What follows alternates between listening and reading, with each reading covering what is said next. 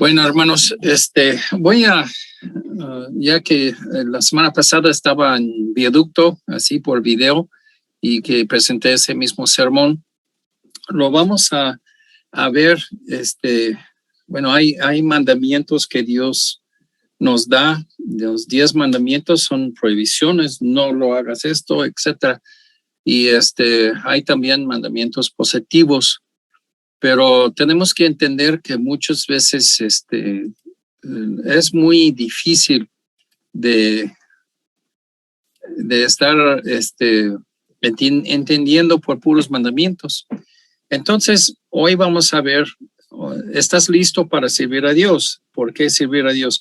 Son unos pensamientos, realmente vamos a ver un sobrevista de la Biblia, de las personas que Dios utilizó. Aparte de mandamientos, sí y no. Si haces esto, no hagas eso. Dios también nos da ejemplos morales. Y esas personas se presentan en la Biblia y en el caso de muchos es un solo punto. Caso como David, el rey David y varios otros, Pablo, otras personas que hubo muchos, Pedro, hay muchos puntos que uno puede sacar de su vida. Y esto es donde lo vamos a ver hoy en día. Vamos a ver estos ejemplos de las personas y vamos a empezar viendo un poquito de esta pregunta.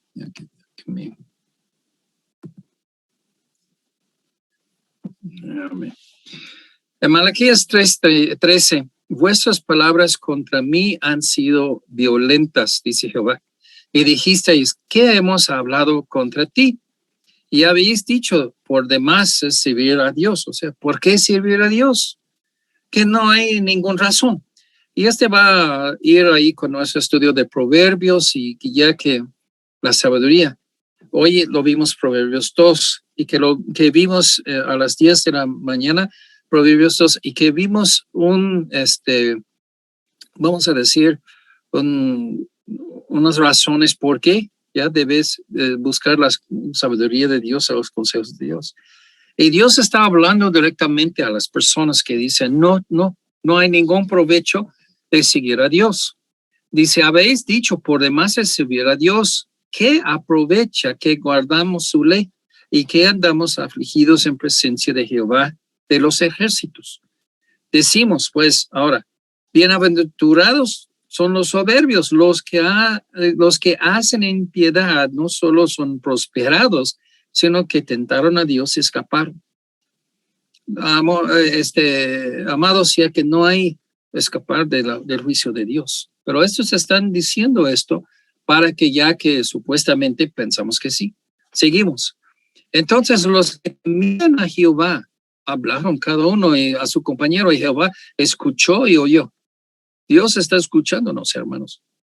Y a lo que hablamos entre nosotros. Y fue escrito en el libro de memoria delante de él para que los que temen a Jehová, para los que piensan en su nombre, y serán para mí especial tesoro, ha dicho Jehová de los ejércitos, en el día en que yo actué. Y los perdonaré como el hombre que perdona a su hijo que le sirve. Entonces os volvéis y discernéis la diferencia entre el justo y el malo, entre el que sirve a Dios y el que no le sirve. Hermanos, el propósito de estos sermones es para que ya que tienes sabiduría y que puedes identificar lo que está mal y lo que está bien, de base de lo que dice Dios. Dios va a juzgarnos. Y este juicio está siempre presionando nuestras mentes y nuestras actitudes y nuestras acciones. Y esto es lo que debe ser, según de Corintios 5:10, porque es necesario que todos nosotros comparezcamos ante el tribunal de Cristo para que cada uno reciba según lo que haya hecho mientras estaba en el cuerpo, sea bueno o sea malo lo que hace. ¿Cuál será el punto entonces? Ganar o perder premios por lo que hemos hecho por Dios para su obra en el cielo, ¿sí? ¿Ganamos premios o perdimos premios. Pero no vas a entrar en juicio y condenación y ir al infierno, porque si somos salvos no hay ninguna condenación. Pero sí hay que perder nuestros premios delante de Dios. Darnos entendimiento de cómo funcionamos en los planes de Dios. O sea, Dios nos hizo en una forma, y vamos a decirlo de esta forma. Somos las manos y los ojos y los oídos de Dios. Por medio de nosotros, Dios hace su obra. Y entonces debemos entender esto y funcionar como las manos de Dios. Dios ve la necesidad de una persona, le pide a Dios, por favor, Dios, ayúdame. Ya no tengo para la renta, ya no tengo para la comida. Y que mueve a los corazones de sus hijos para ayudarle. Y eso es cómo funciona la obra de Dios. Número uno, las personas tienen que pedir a Dios que faltan. Y número dos, nosotros tenemos que responder de cosas que son muy mínimas, ya que indicaciones que tienen necesidades. El aviso en 2 de Corintios 5:10 es para que juntemos obras para todo lo demás de la eternidad. Estas son las buenas obras que van a tener así ropa celestial en la eternidad.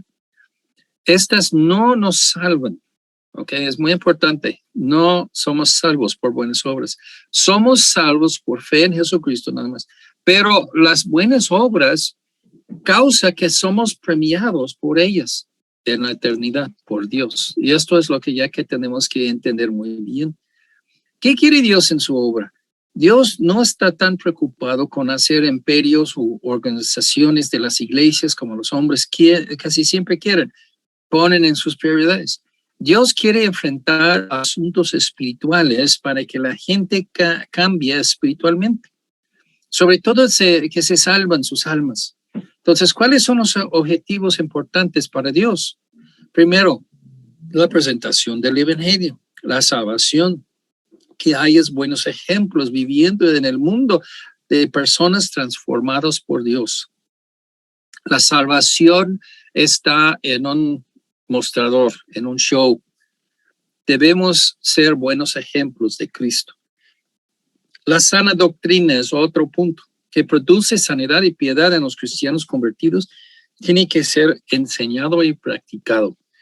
Hermanos, es falso, es de Satanás de pensar que Dios va a usar vasos sucios.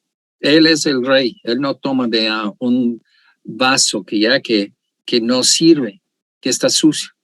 Él quiere que todos sus trabajadores que son santos como Él es. Y entonces tenemos que vivir estos principios que estamos enseñando. Ahora, vamos a ver varios ejemplos, empezando en Hebreos 11. Tiene muchos ejemplos ahí que presentaron su vida entera a Dios, para que Dios usara sus vidas para sus propósitos de Dios. Tomemos un momento para dar un vistazo de uno de ellos. En Hebreos 11:4, Abel ofreció mejor ofrenda a Dios. Entonces, todo ese capítulo de los héroes de la fe, fíjate que es el primer ejemplo que Dios propone, que mucha gente quiere despreciar el dar a Dios. Pero el primer ejemplo aquí es una persona que se esforzó de dar lo mejor de sí mismo a Dios con corazón humilde y manso. Y esto es algo muy interesante. Si despreciamos tanto el dar a Dios, porque es así primero, así en este capítulo de ejemplos. Sí, ahí en las cosas de Dios, Dios quiere que nosotros estamos adorando a Dios y una de esas formas es por los sacrificios. Los cristianos que agradan a Dios con sus vidas, en versículo 5, Enoc tuvo una vida santa para Dios, buscó agradar a Dios, tuvo fe. Versículo 6. Ahora, una de las mentiras de Satanás es simplemente, no hay nada bien que tú puedas hacer para Dios. Okay. Vamos a examinarlo. En unos sentidos, en unos contextos, está siempre bien. Lo que ella acaba de decir. Si tú quieres decir, bueno, yo quiero comprar mi salvación por buenas obras. No hay nada que tiene ese crédito de bueno que puede será aceptable para Dios. Entonces, no hay ninguna cosa buena que ya que puedes decir, que te puedes ofrecer a Dios para así pago para que entres. Nada, para la salvación, nada. Pero de decir que ya que no hay nada que tú puedes hacer para agradar a Dios, tampoco no es correcto. Tenemos que hacer muy bien las declaraciones y las creencias según la Biblia, no la lógica, no lo que dice. Porque tenemos pecado, no hay nada que ya que podamos hacer en ningún contexto, en ninguna vida de ninguna persona que puede agradar a Dios. Es mentira. Es posible de agradar a Dios con tu vida. El ejemplo de Enoch, David, Daniel, Samuel, etcétera, no es absoluta perfección, pero la Biblia comenta que ya que agradaron a Dios con sus vidas, fue premios en unos casos. Pero dice, el vivir diario por y para Dios es lo que hicieron esas personas.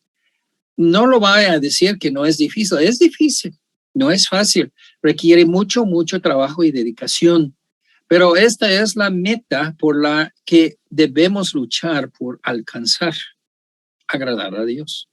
La clave está en Génesis 5:24 con Enoc. Caminó pues Enoc con Dios.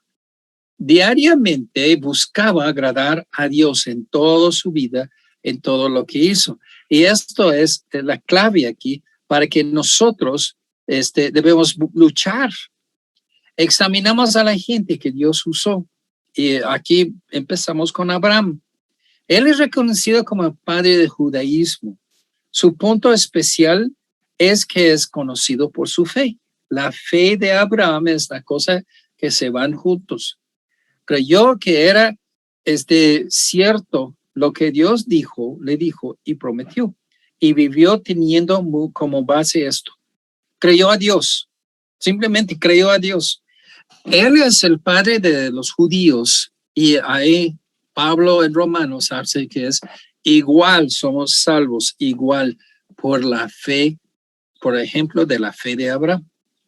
Sus obras no le salvaron, sino su fe. Sin su fe. Sus obras eran simplemente la esperanza y la evidencia de creer como creyó. Todos los salvos igualmente escucharon las promesas de Dios y actúan teniendo como base a estos, confiando absolutamente en sus promesas. La base de todo es lo que ha dicho Dios. Yo lo tomo que es cierto y ya. Fin de discusión. Punto. Eso es lo que ya que hizo Dios, Abraham. Dios en la vida de Abraham. Y él es un ejemplo para nosotros, hermanos. La bendición de Dios vino por su fe y obediencia. Eso es donde Dios pega así la cosa, porque todo se fue bien en la vida de Abraham. No lo debemos pasar. ¿Qué pasó? Abraham tuvo estabilidad con su familia en Terán, y que ya que estaba ahí, estaba ahí con terrenos, estaba con ganado, tuvo mucho, y se levantó todo y se fue para ellos medio mundo, así de cruzar donde se fueron, y se fue a un paraíso, ¿no?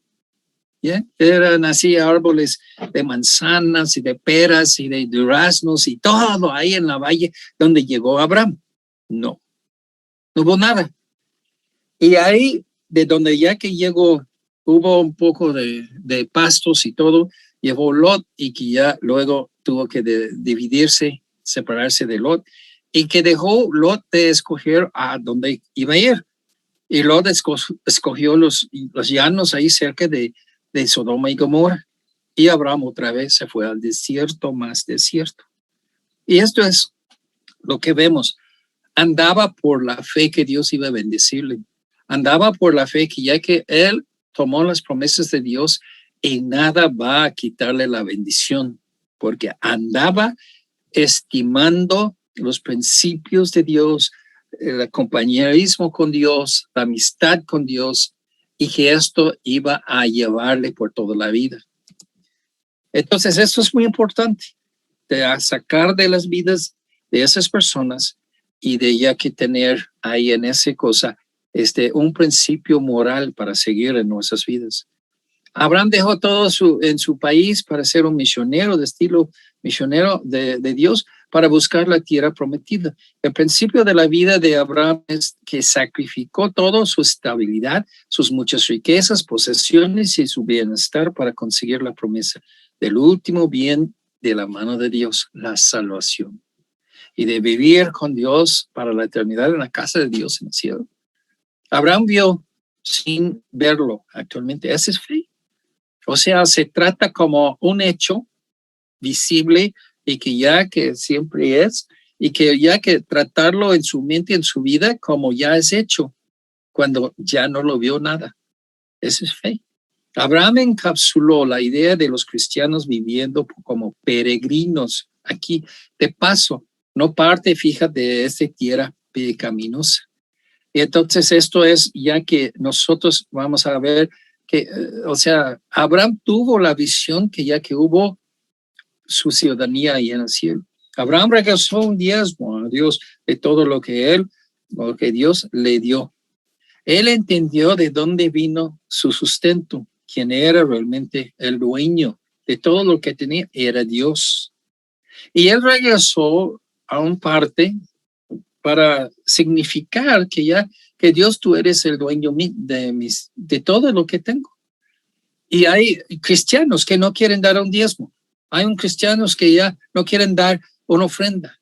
Y que digo, ¿cómo es ignoran el ejemplo de Abraham?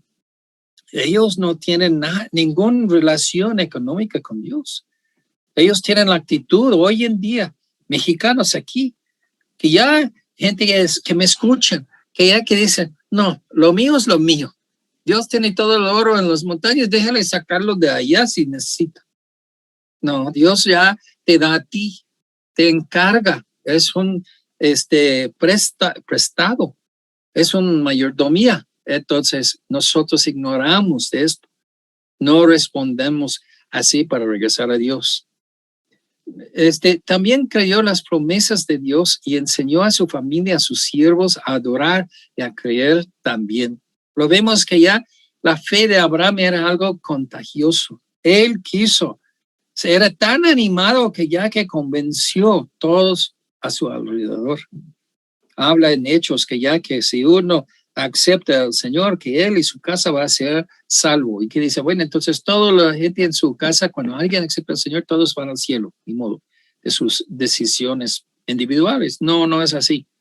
Cuando una persona verdaderamente es salvo, es contagioso su fe, su salvación, el gozo que está en su corazón y afecta a los demás para que ellos también sean salvos.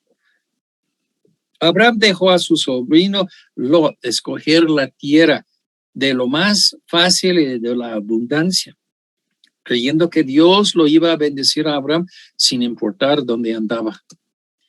Pues es diferencia, ¿no? De uno a otro, a la vida de Lot y la vida de Abraham. Las mujeres cristianas que creen en Dios, Sara encierra la fe del cristiano. Cuando todo lo demás, incluso la lógica, dice que no es posible, pero Dios dice otra cosa y ella le creyó a Dios. Siendo imposible que una mujer de 99 años se embaraza, creyó a la promesa de Dios y tuvo Isaac. En Hebreos 11 nos proclama que muchos abrazaron las promesas de Dios y murieron sin verlas cumplidas en sus vidas. Pero esto es porque en muchos hombres sus promesas serán cumplidas en la próxima vida.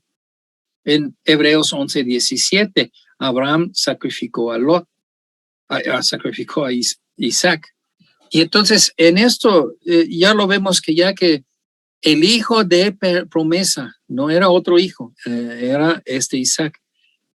Isaac era el hijo de promesa y luego lo sacrificó. Y al momento de matarle, Dios le agarró la mano y no lo permitió. Pero Abraham creyó que iba a Dios a levantarle de la muerte, porque la promesa se quedó en Isaac. Y entonces nosotros vemos que ya que esos principios de Dios están actualmente ahí en sus vidas. Aquí llega título del sermón, ¿estás disponible, preparado y listo para servir a Dios? En Isaías se ofreció a sí mismo para ser usado por Dios, escuchando hacia las conversaciones ahí entre la Trinidad, entre el cielo. Isaías 6:8. Después oí la voz del Señor y que decía, ¿a quién enviaré y quién irá por nosotros? O sea, para alcanzar la voz de Dios para las personas. Entonces Isaías respondió, heme aquí, envíame a mí. ¿Cuántas personas pueden leer, cuántos cristianos pueden leer este versículo y hacer lo suyo? ¿Tú has sacrificado tu vida para Dios? A lo mejor que quieres que Dios quiere que ya que tú sigues trabajando donde estás trabajando, pero ya que eres un mensajero para llevar el evangelio a tus conocidos, a tu familia. Entre tantos cristianos no hay obreros con voluntad dispuesta para trabajar y sacrificar para el Señor. Lo vemos Jesús comentando lo mismo en Mateo 9:37. Entonces dijo a sus discípulos, a la verdad, las mies es mucha, mas los obreros pocos. Rogad pues al Señor de las mies que envíe obreros a sus mies. El Señor tiene que llamar al obrero, sí, entendemos esto. Pero el obrero debe tener la voluntad de aceptar o obedecer. Y eso es lo que no lo vemos en las vidas de los cristianos. Si no, yo no soy obrero. Pues quien es salvo es obrero. Siervos en el ministerio de Dios, y lo vemos así, gente, muy interesante. Samuel era un muchacho, pero disponible para obedecer a Dios. Su madre dedicó a Samuel al Señor desde muy temprano, y vamos a ver en los estudios de Proverbios que sigue ese mismo tema, y ya que los padres deben enseñar a sus hijos a servir a Dios. Su madre quiso altamente a un hijo, y cuando Samuel nació, sin duda no quiso entregar su tesoro a nadie, pero ella sí lo hizo. Esa fue la mujer que no pudo tener niños y tuvo un niño y que luego de chiquito lo entregó al profeta. La obediencia y pureza del servicio de Samuel muestra un gran contraste con el servicio contaminado de los hijos de Eli. Esto es un contraste grande ahí, y la pureza del niño Samuel está ahí. Samuel tuvo mucha comunicación verdadera con Dios. Lo vemos así, una vida dedicada a Dios. Y el rey Saúl, que era contemporáneo con Samuel, cuando era grande, pudo haber tomado ventaja de esto. Y sí, aparentemente a veces sí lo hizo. Pero Dios le quita a Samuel, que Samuel murió, y Saúl sintió la pérdida de Samuel en su vida. Se fue ahí con una bruja para ver si puede levantar Samuel del sepulcro, y que no. Esta comunicación con Dios había echado a perder. Madres que educan a sus hijos en Loida y Eunice, en 2 Timoteo 1:5, trayendo a la memoria de la fe no fingida que hay en ti, la cual habitó primero en tu abuela Loida y en tu madre Eunice, estoy seguro que en ti también. Lo que hizo Timoteo en su ministerio, que era en gran parte por la preparación de su madre y su abuela, que hicieron en él, al adoctrinarle, entrenarle, enseñarle y dando a ellas buenos ejemplos con sus vidas. Por buenos padres cristianos, aún un gran siervo o sierva puede ser preparado. Los comentaristas dicen que ya que menciona Loida y Eunice y no los hombres, porque probablemente no eran salvos. Y hermanos, tenemos que decir una cosa: aunque tú eres una madre soltera, puedes endoctrinar a tu hijo, tú puedes enseñarle los caminos de Dios, y tú puedes así ser muy influencial en que sea salva y sea un buen siervo de Dios. Pero eso empieza con tu propia preparación, tu propia educación en las cosas de Dios. Y lo vemos hacia una abuela y luego su hija y luego su hijo. Y esto es lo que vemos así, buenos ejemplos en esas dos señoras con su hijo, con su nieto. Jóvenes para Cristo. Y en el libro de Daniel nos presenta la vista a creyentes en contra de fuerzas del gobierno anticristianas. Y hermanos, tenemos que decir que primero servimos a Dios y luego obedecemos a los gobiernos así civiles. La pureza de los tres jóvenes al no tomar alcohol, ellos fueron fuertes. Era una situación que era muy difícil de ser fuertes a rehusar lo que dice el rey. Luego su pureza al no adorar al ídolo del rey.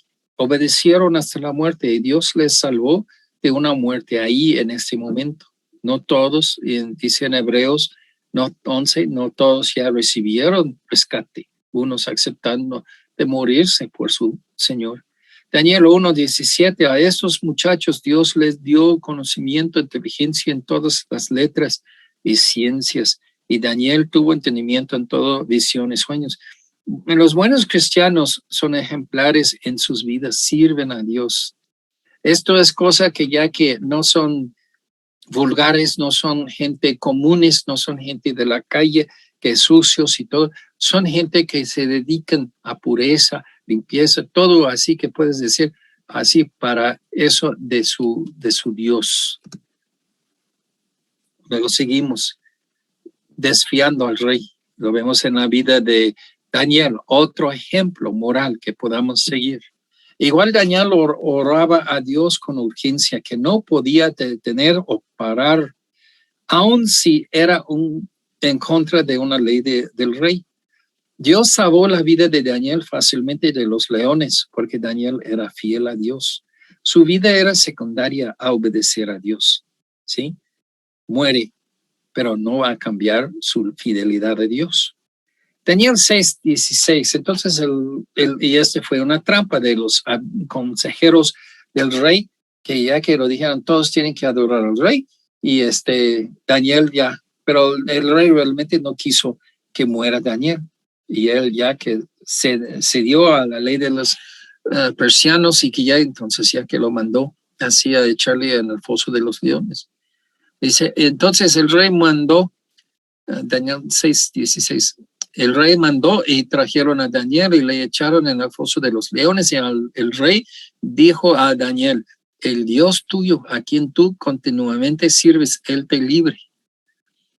Oí hace años un sermón de un pastor y dice, pues Daniel tuvo muy buen sueño esa noche, ya tuvo un león para su almohada, y el rey estaba así preocupado. Él no durmió bien esa noche. La fe de Daniel en Dios era fuerte. No jugaba con su vida y religión, haciendo lo que convenía. Ahora, ¿cuál es el asunto con Daniel? Hay otro asunto muy importante. Daniel 6:7. Todos los gobernadores, que cualquiera que en el espacio de 30 días demande petición de cualquier dios o hombre fuera de ti, o rey, sea echado en el foso de los leones. Una cosa interesante, la oración es de hacer una petición a una autoridad mayor que tiene recursos. Daniel 6:10 dice, o sea, 7 dice, cualquier persona que ora, que pide a cualquier autoridad, menos al rey, será echado en el foso de los leones, y era una trampa para Daniel. Daniel 6:10, cuando Daniel supo que el edicto había sido firmado, entró en su casa, abiertas las ventanas de su cámara y que daba hacia Jerusalén, y se arrodillaba 3 veces al día y oraba y daba gracias delante de su Dios, como lo solía hacer antes. Daniel oraba a Dios con las ventanas abiertas. Yo lo pongo esto aquí en nuestra situación. Si el gobierno mexicano dice, nadie va a orar a Dios, pues la mayoría de los cristianos, ok, sí, si yo oro ya me voy a hacerlo con mis ojos abiertos, sin agachar mi cabeza y que sin mover mi boca. Y el gobierno no va a saber. Y así va a resolverlo así la mayor parte de los cristianos mexicanos. No quiere broncas con el gobierno, entonces así lo vamos a hacer trampa y ya. Pero era tan importante la oración para él que prefería morir que orar escondido. Daniel, bueno, pudo haber hecho lo mismo. Sus consejeros de Daniel, sus amigos, les exhortaba de hacerlo escondido, cerrar las ventanas, no hacerse las cosas así de orar, rodear, agacharse la cabeza, cerrar los ojos, inclinar la cabeza, no. ¿Cuántos de nosotros aún oramos diariamente? Mientras que a Daniel era tan importante la oración, a nosotros ni oramos ni una vez al día, tal vez una vez a la semana, pero ya es milagro que no oramos. Ya que lo veo, esto no es costumbre del cristiano mexicano de ir a orar, porque ya que los miércoles, ya que está así menos que la mitad de la gente de nuestra iglesia. Pero qué tan urgente y necesaria era la oración de Daniel y qué tan necesaria y urgente es para nosotros. Sí, esto es una cosa vergonzosa de decir que nosotros, y no es por no tener tiempo, nosotros vamos a perder 3, 4, 5, tal vez 8 horas en un día viendo el tonto teléfono en cosas que no importan. Mensajes de media social, así de poner así cosas ahí, así que estamos viendo videos, estamos haciendo todo tipo de cosas, menos orar. Y esto es el asunto. No es muy importante para nosotros. Y quedamos regañados ahí por Dios y Daniel. Ahora, los predicadores que ponen en peligro sus vidas.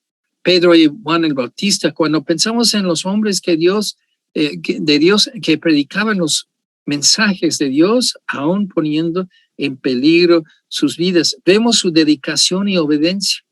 Pedro y los apóstoles fueron echados en la cárcel por predicar. Hermanos, nosotros si decimos algo a alguien, ya que nosotros tenemos vergüenza y que casi no podemos hacerlo y lo hacemos, pero muy mínima. Pero los cristianos en el primer siglo, ya que hay ejemplos de gente muy entregada a Dios, que hasta, ya que si van a la cárcel, pero van a obedecer a Dios. Juan el Bautista perdió su vida por predicar un mensaje de Dios que a los gobernantes no gustó. ¿Qué fue? Que es ilícito que ya Herodes tiene su esposa porque era su media hermana. Cállate la boca, no digas nada. ¿Para qué te metes en problemas? Pero Juan el Bautista tuvo un mensaje de Dios para Herodes y ya que luego él, ya que lo regañó bien feo, ¿no? Elías recibió su sustento por pajaritos porque la reina quiso matarle. Primero de Reyes 17. Y nosotros vemos así que ya que la gente que predicaba pagaba por predicar cuando fue disgusto de la gente escuchando a las autoridades. Los fieles en su testificar. En el caso de Felipe vemos que él testificaba en todos lados, como Pablo exhortó a Timoteo en 2 de Timoteo 4:2, que prediques la palabra, que instes, o sea, estás siempre preparado, listo, a tiempo y fuera de tiempo. Redarguye, reprende, exhorta con toda paciencia y doctrina. Eso es lo que ya que nosotros tenemos que entender, que Dios nos da ejemplos de hacer bien en las vidas de personas mencionadas en la Biblia. Nosotros igualmente debemos tener gente viva en nuestra iglesia que hacen así se dedica sus vidas así para hacer bien y obedecer a Dios y son ejemplos espirituales, morales para los demás. La urgencia, la carga espiritual que tuvieron por compartir el evangelio al inconverso de su día. Esta urgencia y esta carga muy rara a la vez lo vemos hoy en día, ¿verdad? Conclusión. Los ejemplos que Dios nos da. Debemos meditar sobre estos ejemplos, hay muchos más. Exactamente qué asuntos o principios espirituales están debajo de la historia de sus vidas. En todos aprendemos algo que es necesario para sus vidas. Debemos servir a Dios. Eclesiastes 11:7 hasta 9. Suave ciertamente es la luz y agradable a los ojos ver el sol. Pero aunque un hombre viva muchos años y en todos ellos tenga gozo, acuérdese Sin embargo, que los días de las tinieblas serán muchos, cuanto viene es vanidad. Alégrate, joven, en tu juventud, y toma placer de tu corazón en los días de tu adolescencia, y anda en los caminos de tu corazón y en la vista de tus ojos. O sea, disfruta la vida. Pero sabe que sobre todas estas cosas te juzgará Dios. Dios va a juzgar a cada uno de nosotros. Debemos vivir con esta idea siempre en nuestra mente. Hermanos, haz así gozo de la vida. Está bien, lo quiere. Pero fíjate, en toda tu vida, Dios te va a juzgar. Ok, cuando nosotros estamos así hablando de esto, entonces tenemos que evaluar, ¿no? Todos van a pararnos delante de Dios y dar cuentas, entregar cuentas con lo que hemos hecho por Él. ¿Qué has hecho por Dios? ¿Estás listo? ¿Estás sirviendo a Dios? ¿Haciendo algo? A lo mejor la gente hace poca cosa, pero ya que debe hacerlo fielmente y con buen corazón. Y esto es lo que ya tantos cristianos que no hacen nada. Quieren ser servidos, pero no quieren ser siervos. Quieren que la gente les regale dinero, pero no quieren pagar sus diezmos, sus obligaciones a Dios. Y hermanos, esto es algo que, bueno, disfrutas la vida, ok, está bien, pero fíjate que un día que Dios va a juzgar. Promesa de juzgar es para cristiano y inconverso.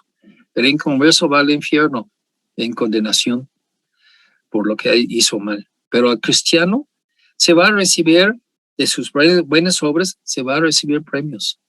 Y de contraparte, recibes lo que haces mal en tu vida cristiana.